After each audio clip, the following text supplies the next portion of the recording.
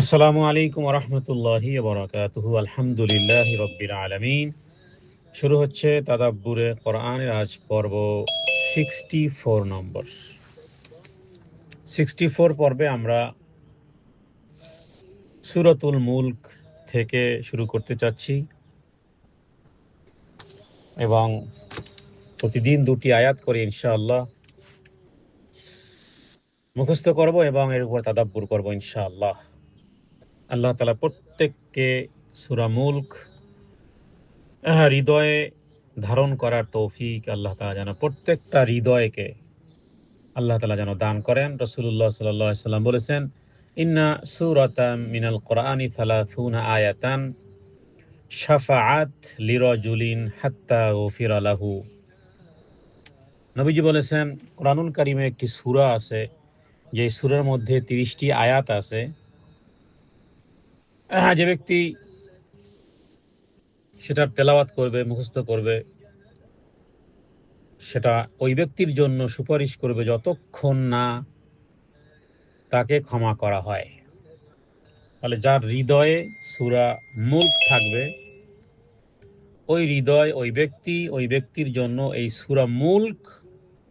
সূরা মুলকই কিয়ামতের দিন আল্লাহ তাআলার দরবারে সে বলবে যে, হে আল্লাহ, সে আমাকে তার বক্ষে, তার স্মৃতিতে, তার মেমোরিতে সে ধারণ করেছিল, আমল করেছিল, সুতরাং তাকে ক্ষমা আপনি করুন। এবং ক্ষমা যতক্ষণ পর্যন্ত না করবে ততক্ষণ পর্যন্ত সে আল্লাহ তাআলার কাছে সুপারিশ করতেই থাকবে। সুতরাং এটা আমাদের জন্য বলা যেতে পারে যে পরকালে বড় উকিল যা আমাদের পক্ষে হায়ারিং করবে ইনশাআল্লাহ। তাহলে এভাবে করে অনেক ফজিলত রয়েছে। এর ভিতরে আমরা শুধুমাত্র একটি হাদিসকে নিয়ে আসলাম। তাহলে সূরা মুলকের আয়াত 30টি এবং এটার ফজিলতের ক্ষেত্রে বিভিন্ন হাদিসের একাধিক সূত্রের হাদিসগুলো যখন সূত্রগুলো আসে তখন সেটা মোটামুটি হাসান পর্যায়ের হাদিস, যা নাকি বিশুদ্ধ সহিহ হাদিসের পরের স্তর। আর সেটি হলো যে কবরের আযাব বাধা প্রদানকারী সূরা মুলক। যারা মুখস্থ করতে পারবেন তারা ফরজ সালাতে পড়বেন, আর যারা মুখস্থ করতে পারবেন না তারা দেখে দেখে, প্রয়োজনে মোবাইল দেখে দেখে নফল সালাতে আদায় করবেন, কারণ নফল সালাতে কোরআনুল কারীম দেখে পড়া যায়। এ বিষয়ে হযরতে আয়েশা সিদ্দিক রাদিয়াল্লাহু তাআলা আনহা এবং হাফসা রাদিয়াল্লাহু তাআলা আনহা তারা জাকওয়ানের পিছনে সালাত আদায় করতেন, আর জাকওয়ান সে কোরআন দেখে দেখে পাঠ করত। তবে সেটি রমজান মাসে তারাবির ক্ষেত্রে এই বর্ণনাটি রয়েছে। সুতরাং যারা মুখস্থ করবেন তারা অবশ্যই ফরজ সালাতে পড়বেন। জি, আল্লাহ তাআলা এখানে তাবারাকা, তার মানে সর্বোচ্চ মর্যাদার অধিকারী। আর মৃত্যু ও জীবন সৃষ্টি মানে মৃত্যু অস্তিত্বহীনতা নয়, বরং আল্লাহ তাআলার নির্ধারিত একটা সৃষ্টি।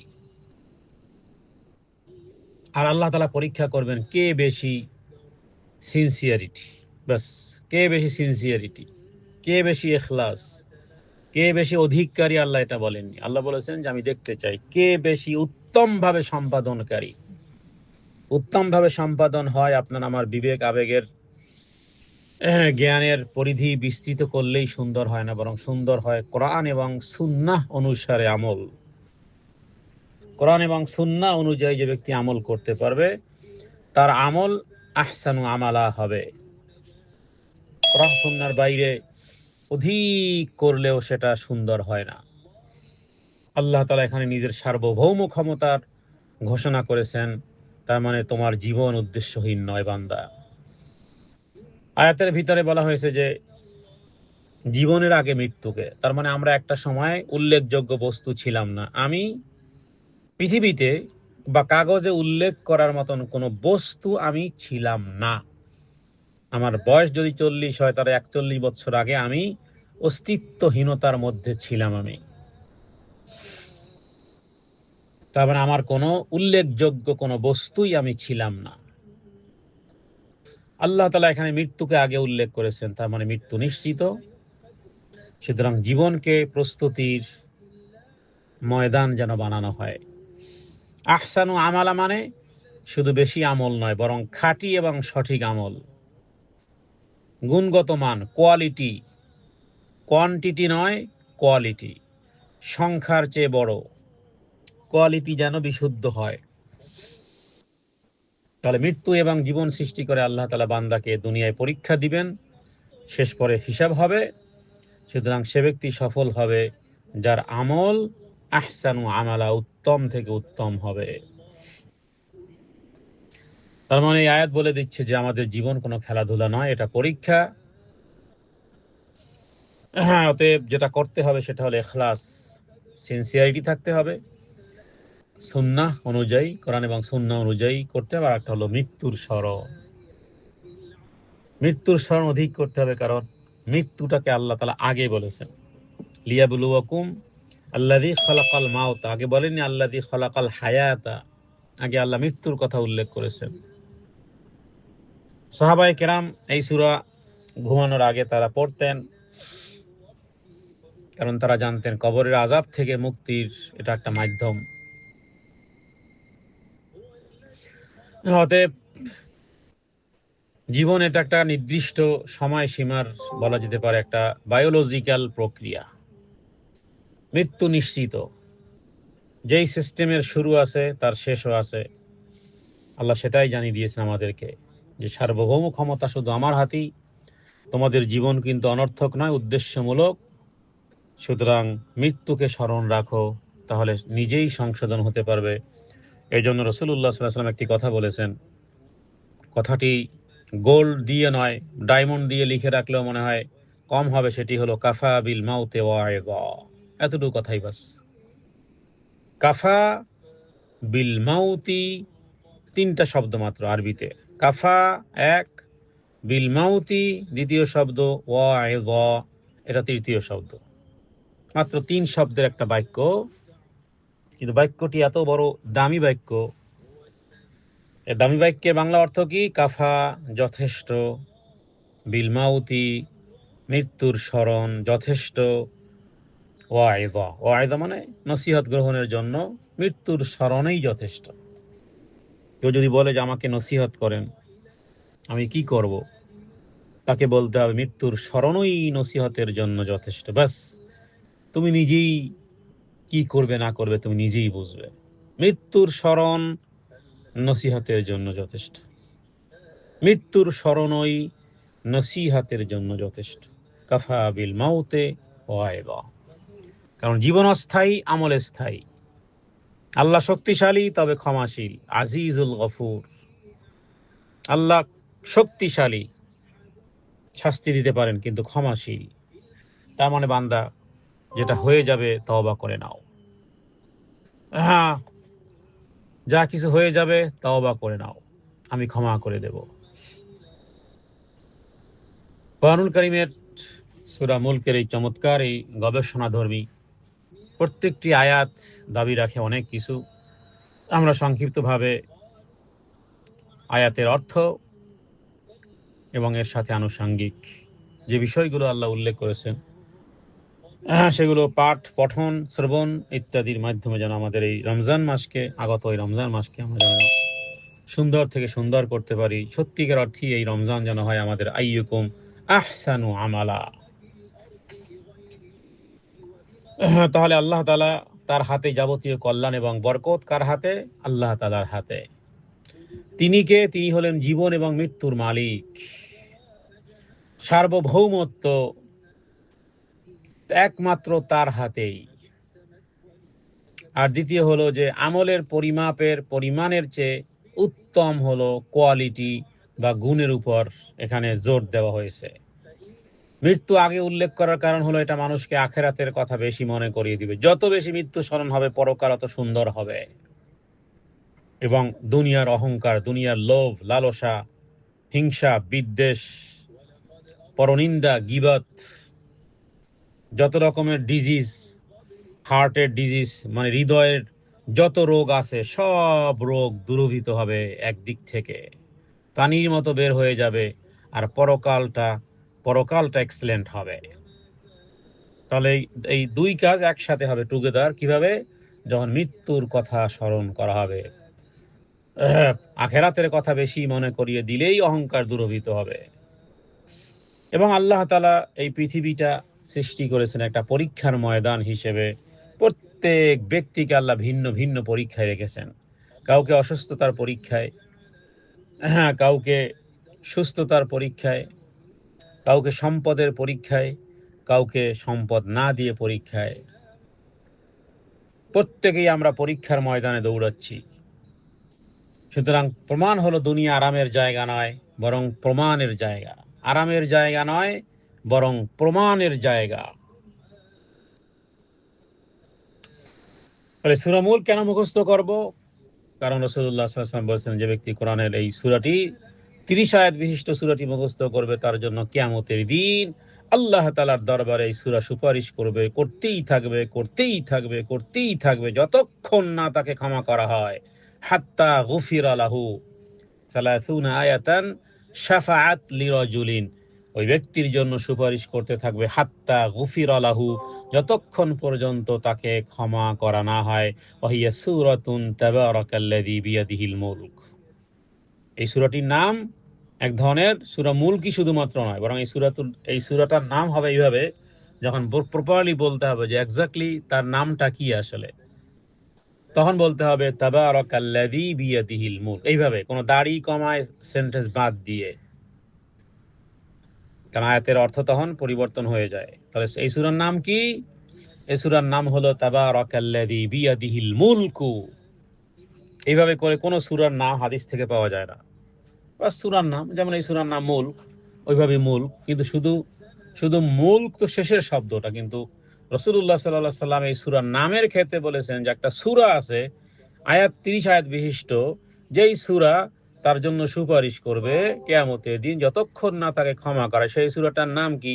নবীজি শুধুমাত্র সূরা মুলক বলেননি, তিরমিজির মধ্যে নবীজি বলেছেন সেই সূরাটির নাম হলো তাবারাকাল্লাযী বিয়াদিহিল মুলক। তাহলে এই সূরার নাম বলতে হবে এইভাবে, ডিটেলস বলতে হবে। আর কবরের আযাব থেকে ইমাম তিরমিজি হাদিস এনেছেন, ইমাম হাকিম হাদিস এনেছেন যে হিয়াল মানিআহ। এই সূরার আরেক নাম হলো আল মানিআহ। হিয়া মুনজিয়াহ তুনজিহ মিন আযাবিল কবরি। এই সূরাটি আযাব প্রতিরোধকারী এবং নাজাত দানকারী। তাহলে এই সূরার নাম আরেকটা হলো আল মানিআহ, মানে কি? মানে হলো প্রতিরোধকারী। সুবহানাল্লাহ। আরেকটা হলো আল মুনজিয়া, নাজাত দানকারী। তাহলে এই সূরার নামটি আমরা এখনই 4টি নাম জেনে ফেলাম। এক হলো এই সূরার নাম মুলক হিসেবেও সাব্যস্ত করা হয়। দ্বিতীয় হলো তাবারাকাল্লাযী বিয়াদিহিল মুলকু, এটা হলো দ্বিতীয় নাম। তৃতীয় নাম হলো আল মানিআহ। আল মানিআহ মানে প্রতিরোধকারী, নিষেধাজ্ঞাকারী। তার মানে কবরের আযাব যেদিক থেকে আসতে চাক না কেন, ডান দিক থেকে, বাম দিক থেকে, পায়ের কাছ থেকে, মাথার কাছ থেকে, মানিআহ, আল মানিআহ নিষেধ প্রদানকারী, বাধা প্রদানকারী। আর একটা হলো আল মুনজিয়া। আল মুনজিয়া মানে নাজাত দানকারী, এটা মানুষকে কবরের আযাব থেকে মুক্তি দিবে।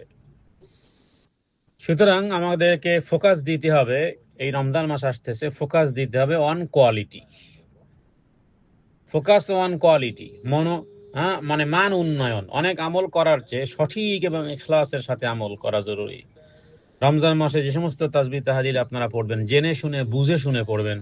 সারা রাত তাসবিহ তাহলিল পড়েছেন, দেখা যাবে যে সেটা কোরআন সুন্নায় নেই অথবা আয়াত বিতর্কিত, তাহলে আপনি সারা রাত নষ্ট করেছেন। এটা কোনো কোয়ালিটি নেই, এটা কোনো কোয়ালিটি বিহীন, এটা গ্রহণযোগ্য হবে না। সুতরাং আমাদের যেহেতু প্রত্যেকটি দিন ডেইলি রিসাইটেশন, প্রতিদিন তেলাওয়াত করব সূরা মুলক, পুরো রমজান মাসে আমরা ইনশাআল্লাহ যত বেশি জোর দিবেন। কেউ যদি বলেন যে আমি বয়বৃদ্ধ হয়ে গেছি বা আমার ব্রেন শক্তি এটা কমে গেছে, কোনো অজুহাত, পৃথিবীর সাহাবায়ে কেরাম বয়বৃদ্ধ অবস্থাতেই, হযরত আবু বকর সিদ্দিক রাদিয়াল্লাহু তাআলা যখন মুসলিম হয়েছেন, যখন ইসলাম গ্রহণ করেছেন, তখন তার বয়স কত? তখন তার বয়স 38 রাসূলুল্লাহ সাল্লাল্লাহু আলাইহি ওয়াসাল্লামের বয়স 40, নবুয়ত পেয়েছেন। আবু বকর মাত্র 2 বছরের ছোট। তো এভাবে করে বহু ব্যক্তিবর্গ আছে যারা 60-এর পরেও যারা কোরআনুল কারীম মুখস্থ করেছে। বয়স 60 বছর অতিক্রম হয়ে গেছে, শুধু চেষ্টা, বাস। পারবেন না মানে অবশ্যই পারবেন আপনি। সুতরাং আমরা বলবো যে আল্লাহ তাআলা যেন হাতে কলম, মানে হাতে কলম আর কাগজ যেন দিয়েছেন, মানে শিক্ষক যেভাবে ছাত্রদের কলম এবং খাতা দেন, মানে জীবন এবং নির্দিষ্ট সময় পর খাতা কেড়ে নেওয়া হবে, মানে মৃত্যু। মানে তোমাকে পরীক্ষার হলে খাতা দিলাম, তোমার টাইম 2 ঘন্টা, দেন এরপরে টাইম ওভার হয়ে যাবে, তোমার কাছ থেকে খাতা কেড়ে নেওয়া হবে। তো ঠিক জীবনটা যেন আল্লাহ তাআলা ঠিক এরকমেরই একটা মাঝখানে একটা পরীক্ষা। আল্লাহ আমাদের জীবন দিয়েছেন, এবার আমরা জীবনে কি লিখবো, কি লিখবেন, আপনি কি লিখতে চান ওটা লেখেন, খাতা কিন্তু কেড়ে নেওয়া হবে। তার মানে আমরা হলাম এক ধরনের ওই রেন্টেড হাউসের মতন। আমরা দুনিয়াতে একটা ভাড়াটে বাড়ি, মনে করেন বাড়িতে আসি, যাত্রী ছাউনিতে আসি, ভাড়াটে বাড়িতে আসি, মালিক যেই কোনো সময় আমাদেরকে বের করে দিতে পারেন। সুতরাং স্থায়ী বাড়ি আখেরাত, প্রস্তুতি নেওয়াটাই বুদ্ধিমানের কাজ। হ্যাঁ, তাহলে মৃত্যু হলো জীবনের একটা সমাপ্তি নয়, বরং এক জগৎ থেকে অন্য জগতে স্থানান্তর। আল্লাহ তাআলা জীবন সৃষ্টির আগে মৃত্যু উল্লেখ করেছেন। বিজ্ঞানের ভাষায় প্রাণের স্পন্দন শুরুর আগেই মহাবিশ্ব একটা প্রাণহীন, লাইফলেস। তো সুতরাং প্রাণের অস্তিত্বই প্রমাণ করে একজন স্রষ্টা, একজন ক্রিয়েটর আছেন। তিনি আর কেউ নন, তিনি হলেন আলহামদুলিল্লাহি রাব্বিল আলামিন। তাহলে জীবন কোনো গন্তব্য নয়, বরং গন্তব্যে পৌঁছানোর একটা পরীক্ষা। জীবনের সার্থকতা বছরের সংখ্যায় নয়, বরং আমলের, তার মানে আপনি অ্যাকশন কি করেন তার বিশুদ্ধতায়। দীর্ঘ জীবনের চেয়ে বরকতময় জীবন অনেক বেশি মূল্যবান। কত মানুষের জীবন 30, 40, 35। হ্যাঁ, আল্লাহ তাআলা তাদের ছোট্ট এই জীবনে কত স্বর্ণালী জীবন তারা রেখে গেছে। ইতিমধ্যেই আমরা ওসমান হাদি, বাংলাদেশের না সারা বিশ্বের প্রত্যেকটা ব্যক্তি তার জন্য দোয়া করেছে, ইল্লা কিছু ব্যক্তি ব্যতীত, এবং সমস্ত ওলামায়ে কেরামগণ তার জন্য চোখের পানি ফেলেছে। 2 রাত 3 রাত কেঁদেছি। কেন কেঁদেছি তাও নিজেও জানি না, কারণ তার কথাগুলো ছিল দেশ আর জাতির কল্যাণে, সেজন্যই চোখে পানি ধরে রাখতে পারিনি। জীবন ছোট্ট, কিন্তু তার বিদায়টা অত্যন্ত মোবারক হোক। তার ভুল ত্রুটি আল্লাহ মাফ করুক। যারা দেশ আর জাতির কল্যাণে যারা জীবন দিয়েছে, তাদের নিয়ত যদি খালেস থাকে, আল্লাহ তাআলা তাদেরকে দুনিয়ায় বাদশাহী পেলেই বা কি পেত? দুনিয়ার বাদশাহী তো বাদশাহী নয়। আল্লাহ তাআলা এমন এক বাদশাহী তাদেরকে দিবেন, এমন এক বাদশাহী দিবেন, সর্বনিম্ন বাদশাহী এই দুনিয়ার 10 দুনিয়ার সমান। সুতরাং ওই জীবন কত দামি। অথচ কত মানুষের জীবন 60, 70, 80, 100 বছর হয়ে গেছে, তেমন কিছুই করতে পারিনি। সেই দলে আমরা আছি। তারপরও মনে রাখতে হবে, সামনে যতটুকু সময় আছে, প্রতিটি দিন আছে ফাইনাল লেসন এবং রিয়েলাইজেশন। এভাবে আমাদেরকে আয়াতগুলো আজকের শিখায় যে যতটুকুই সময় আছে না কেন, সেটা সংখ্যার বড় নয়, বরং কতটুকু সময় আমি বিশুদ্ধতার সাথে পালন করতে পারবো। ওটাই হলো লিয়াবলুয়াকুম আইয়ুকুম আহসানু আমালা। তাহলে এই আয়াত আমাদেরকে শিখায় যে আমরা এই পৃথিবীতে আমরা এর অনার নই, বরং আমরা এর আমানতদার। সুতরাং মৃত্যুকে স্মরণে রাখা, তাহলেই দেখবেন আপনার আমল সুন্দর থেকে সুন্দর হবে, আহসানু আমালা হবে। বেশি আমল নয়, তার মানে আপনার ছোট একটা নেক কাজও যদি খাঁটি নিয়তে হয়, তবে সেটাই আমাদেরকে মুক্তি দিতে পারে। আল্লাহ তাআলার কাছে প্রতিনিয়ত বেশি করে বারবার দোয়া করতে পারেন, দিনে রাতে। যাদের মধ্যে যারা ভুলে যান, এখনই শুনেছেন, এখন মনে আছে, একটু পরে ভুলে যাবেন, তারা রবের কাছে এক ধরনের কন্টাকে যেতে পারেন, একটা আর্গুমেন্টে যেতে পারেন। হে আল্লাহ, হে আল্লাহ তুমি সাহায্য করো, আল্লাহুম্মা আইন্নি আলা যিকরিকা ওয়া শুকরিকা ওয়া হুসনি ইবাদাতিক। আর যদি কোনো দোয়া না পারেন, 10টা দোয়া 20টা দোয়া পড়তে পারেন না, দৈনন্দিন 20টা আমল করতে পারেন না, 30টা আমল দোয়া করতে পারেন না, 30টা দোয়া করতে পারেন না, একটা দোয়া তো করতে পারবেন দৈনন্দিন নাকি? তাহলে এই দোয়ার মধ্যে সব আছে। দরকার হয় যেখানে আপনি শুয়ে থাকেন সেখানে লিখে রাখেন যে আমি এই দোয়াটা যেন অন্ততপক্ষে না ভুলি। সেটা কি? আল্লাহুম্মা আইন্নি, হে আল্লাহ আপনি আমাকে সাহায্য করেন, আলা যিকরিকা, যাতে করে তোমাকে স্মরণ করতে পারি, অশুকরিকা, যেন তোমার কৃতজ্ঞতা আদায় করতে পারি, অহুসনি ইবাদাতিক, এবং উত্তম থেকে উত্তম ইবাদত যেন আমি সম্পন্ন করতে পারি।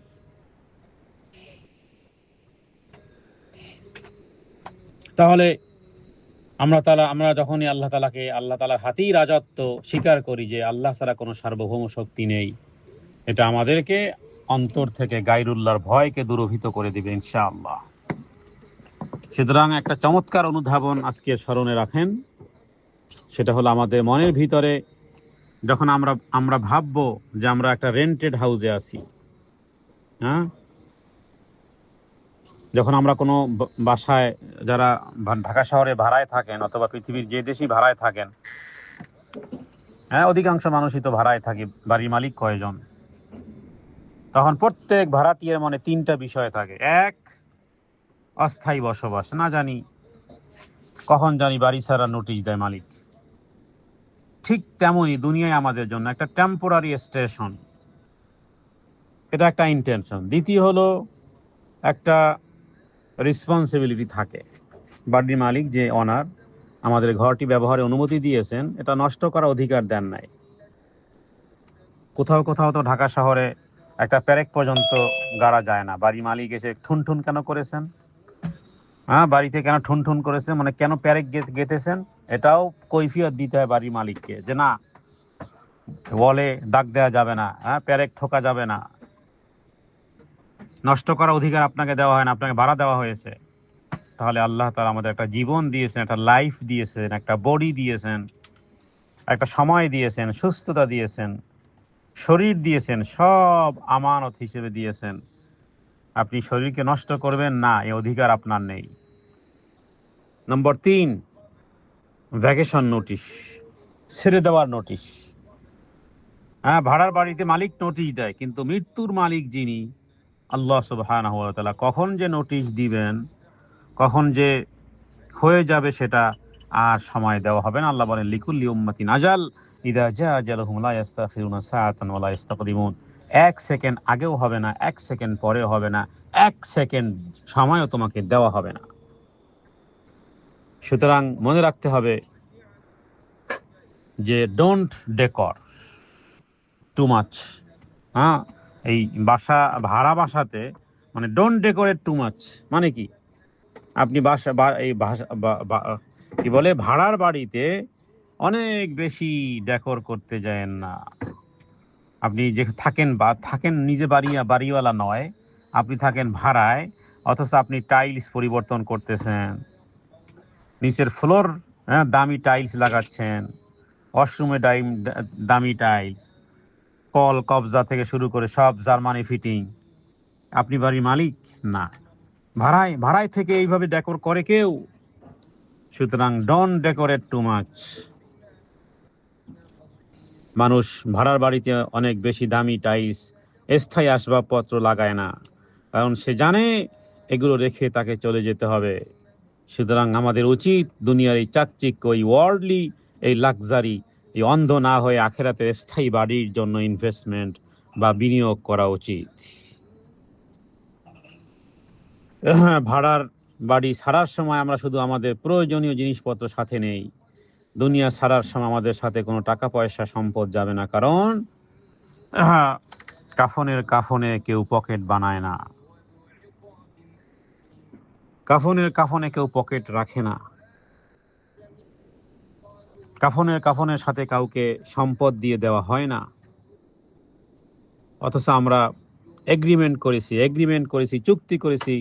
আল্লাহ তাআলা আমাদের সাথে যে চুক্তি করেছেন তা হলো আমরা যেন অস্থায়ী ঘরে তার হুকুম মেনে চলি, তিনি আমাদের জান্নাতে একটা স্থায়ী, একটা পার্মানেন্ট হোম তিনি দান করবেন। এজন্য নবীজি সাল্লাল্লাহু আলাইহি সাল্লাম এই দোয়া করতেন, আল্লাহুম্মা লা আইশা ইল্লা আইশুল আখিরা। সুবহানাল্লাহ, ছোট্ট একটা দোয়া, কি পরিমাণ!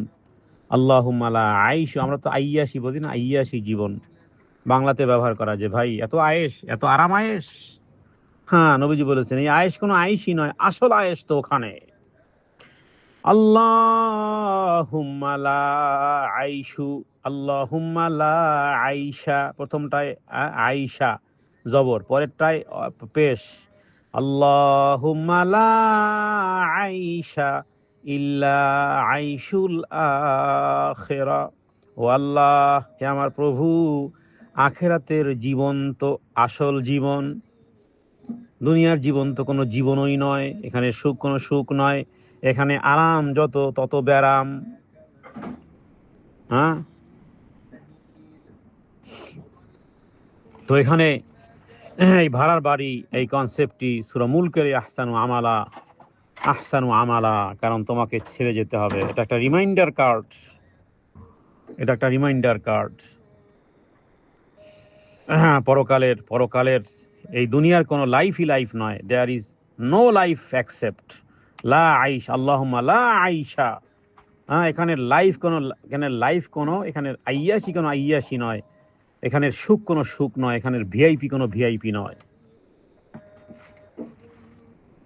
তার লাইফ কোনটা? লাইফ হলো, ওটা হলো আসল লাইফ। মৃত্যুর পরে লাইফ হলো আসল লাইফ। আল্লাহ তাআলার কাছে প্রার্থনা করি, হে আল্লাহ, রমজানকে আমাদের পরকালের আইশুল আখিরা বানিয়ে দেন। দুনিয়ার আইশের পিছনে যেন আমরা পরকালকে ভুলে না যাই। হে আল্লাহ, আপনি আমাদের হৃদয়ে আপনার ভয় আর মহব্বত আমল করার মাদ্দিয়াত, রমজানের প্রত্যেকটি দিনের ভালোবাসা গ্রহণ করার, এই সুযোগ গ্রহণ করার, এবং আমরা আমাদের ছোট্ট জীবনের একটু অংশ যেন সত্যিকার অর্থে ইস্তেগফারের মাধ্যমে আর তোমার কাছে যেন বারবার বলতে পারি, হে আল্লাহ, তুমি আমাদেরকে তৌফিক প্রদান করো, যেন আমরা তোমার উত্তম থেকে উত্তম আহসানু আমালার কোয়ালিটিতে যেন আমরা তোমাকে স্মরণ করতে পারি আর তোমার শুকরিয়া আদায় করতে পারি, এবং উত্তম ইবাদত যেন আমরা সম্পাদন করতে পারি। হে আল্লাহ, আপনি আমাদের প্রতিটি দিন আর রাতের সময়কালকে ওই কাজে ব্যয় করার তৌফিক আপনার কাছে চাই। বারংবার বারংবার এই আরাধনা হৃদয়ের অন্তরস্থল থেকে তোমার কাছে শুধুই বারংবার। হাদা মিন্নি ওয়াল ইলমু ইনদাল্লাহ, আল্লাহু আ'লামু বিস-সাওয়াব। ওয়া সাল্লাল্লাহু আলা সাইয়্যিদিনা মুহাম্মাদিন নবিয়্যিল উম্মি ওয়া আলিহি ওয়া সাল্লাম। আসসালামু আলাইকুম ওয়া রাহমাতুল্লাহি ওয়া বারাকাতুহু।